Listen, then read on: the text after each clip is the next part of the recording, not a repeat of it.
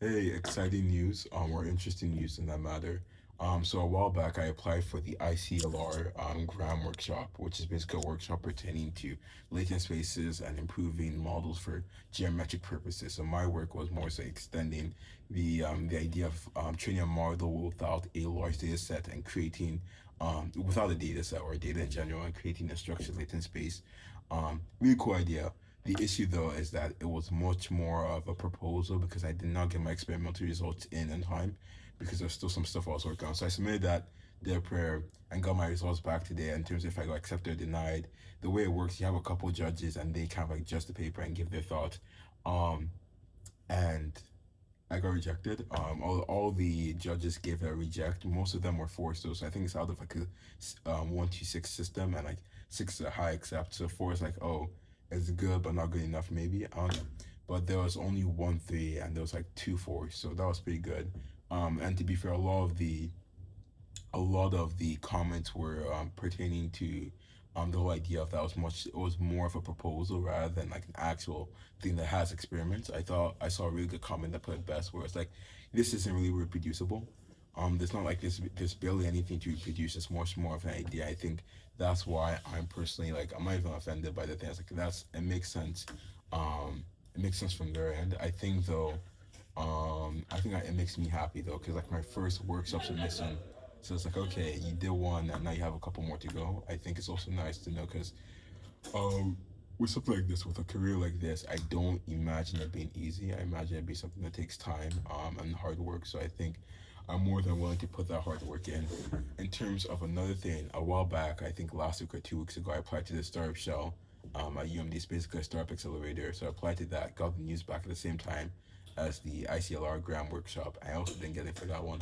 With that one, my pitch was more so like you also pitch yourself, like what you're excited about working on. So I was much more about like the whole world model thing, like what I do every day now.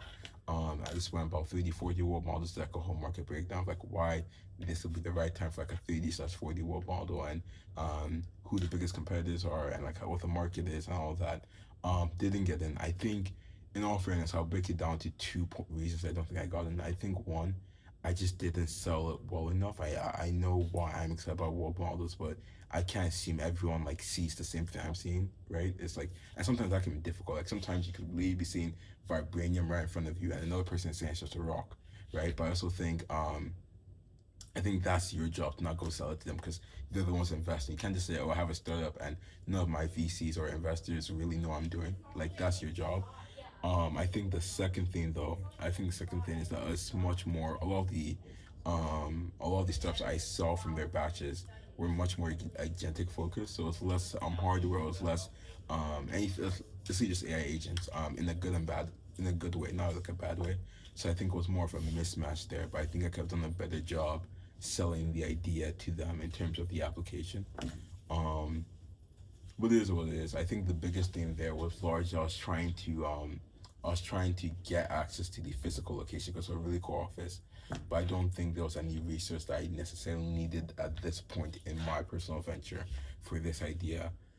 So I'm not also hurt by that in terms of like, oh dang, this sucks. It's like more of like, oh dang, it's like But I do think it's a good lesson in that I can't just rely on excitement. I don't think excitement is infectious without a excitement isn't as infectious without like a solid foundation to operate from, right? Because like if you go to someone in the 1600s and tell them about AI, they have no idea what you're talking about. It's like, oh, this dude just seems crazy.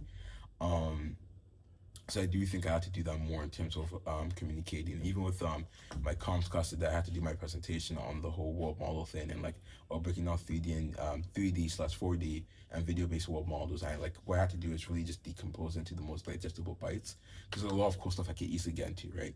But then if my audience is on the same page as me, then I'm just running around the classroom looking crazy versus if on the same page with me, then like when I introduce a new idea, like, oh dang, that's a really cool idea that you can do this and this, and like they're having their own ideas about the technology. And I think I don't know. I hope I was able to do that. I think I had a good hook with like explaining what a spatial, like really giving the idea of what a spatial scene would look like and the challenges that come from a spatial scene and like how humans have like had a spatial understanding for hundreds of thousands of years, yet it's only within a tiny fraction of that time that we have asked machines to attempt the same thing. and today we call these attempts role model. Like that's what I was doing. That's like a snippet of my speech. Really cool thing. But that's where I am. I think both of those are worthwhile to look into, worthwhile to reflect on. I don't think there's anything where it's like, oh, this is unfair. I think they're both they both make sense given the work I put in.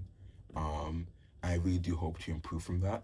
With the workshop ones, I have some workshops coming up for CVPR, so I'm really going to take the lessons there, try and make sure I do my literature reviews. I don't waste time doing something that's already been done, and work out the baseline. So when I do some extensions, then it's like an actual worthwhile contribution that I can submit, and also make sure like I'm operating like subtracting 3 to 4 days from the deadline, not just saying, oh, the deadline is there, like, because the deadline is kind of like an it's elusive, right? It's an illusion, right? It's not just it's if you allow the deadline too much, something's gonna happen, and you're gonna lose like 2 days, and then you're gonna be like working on the deadline, and you're not gonna be able to make the results you want to make.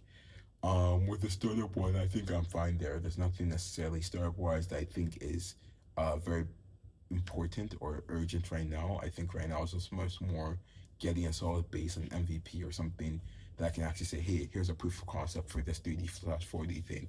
And then from there, I can push into a venture, I can push into Star Labs and go from there.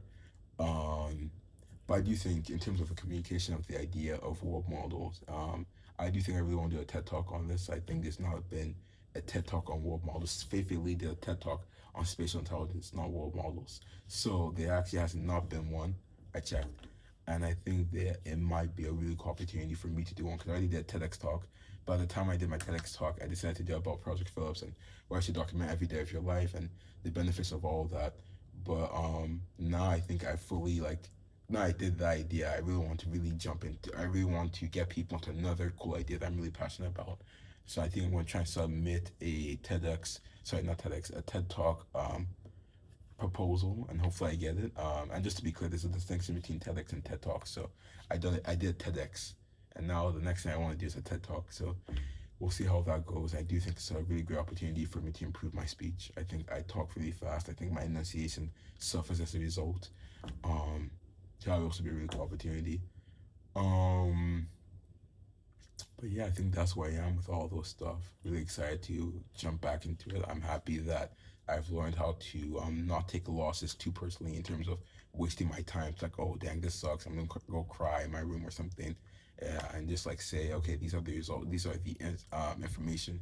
This is the information I need to take from this loss and how to improve, and just keep on going. Um, Besides that, though, I have nothing else to say. So have a great day.